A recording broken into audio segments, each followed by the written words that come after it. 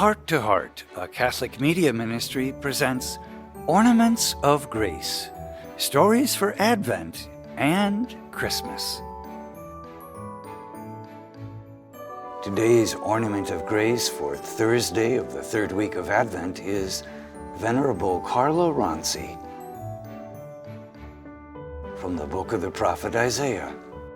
Raise a glad cry, you barren ones who did not bear. Break forth in jubilant song, you who were not in labor. For more numerous are the children of the deserted wife than the children of her who has a husband, says the Lord. Enlarge the space for your tent. Spread out your tent cloths unsparingly. Today's reading from Isaiah reminds us that barrenness can be a great sorrow for a woman. But we can learn from those women who opened their hearts to love, to receive the Lord as their spouse, and found joy, even if they could not bear children. One woman who enlarged the tent of her heart to make room for those who might otherwise be left outside was Venerable Carla Ronci. Carla Ronci was born in Rimini, Italy in 1936. Carla was a good child, full of life, happy and charismatic. After finishing elementary school, she learned to be a seamstress. When Carla was 14, she received the grace to give her life to God. She began to teach the faith to young children, encouraging them to reach out to help those in need.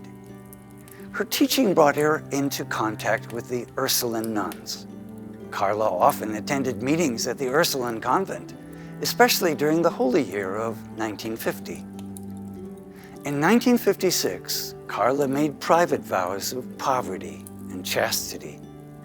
She then decided to enter the Ursuline novitiate, but realized after a very short time that this was not her vocation.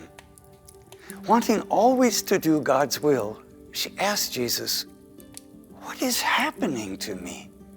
Why do I feel so weird and unsatisfied with my new life? What do you want from me, my Lord? When will I know with certainty where you want me to serve you?" Leaving the convent, she returned to her former life. Trusting the Lord would lead her, Carla threw herself back into sharing the good news with the young, caring for the poor, and spreading joy wherever she went on her motorbike, her Vespa. The Lord certainly rode with her. In 1960, she met Teresa Ravenani, who introduced her to the secular institute Ansel Mater Misericordiae. After studying the rules of the institute, Carla knew where she belonged. She could stay in her hometown working, teaching religion, and reaching out to all in need. At the same time, she could take vows of poverty, chastity, and obedience. Witnessing to Jesus' presence in everyday life would be her ministry. In 1961, she applied to become part of the institute and was accepted. Carla knew Jesus had answered her question about where and how he desired her to serve. In her journal, she wrote happily, "Lord, thank you for being so good to me." Gratitude to the Lord defined her life. Her almost constant smile showed this. It fueled her service and gave her the eyes to see Christ in everyone and everything. It was for love of her spouse, Jesus, that she bore fruit. She said, "It is only for love of him that I am committing myself for my life to be a living witness, everywhere I may be and in everything I may do." People in her area called her the joyful saint, the smiling saint, and the Vespa saint. In 1969, Carla was diagnosed with lung cancer.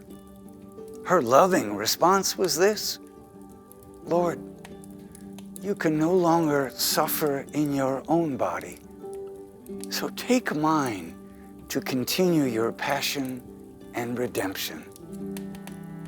Less than a year later, on April 2nd, 1970, at the age of 33, she was lying on her deathbed, hands folded in prayer. Her last words were, "Here comes the spouse." Venerable Carla Ronci is today's ornament of grace.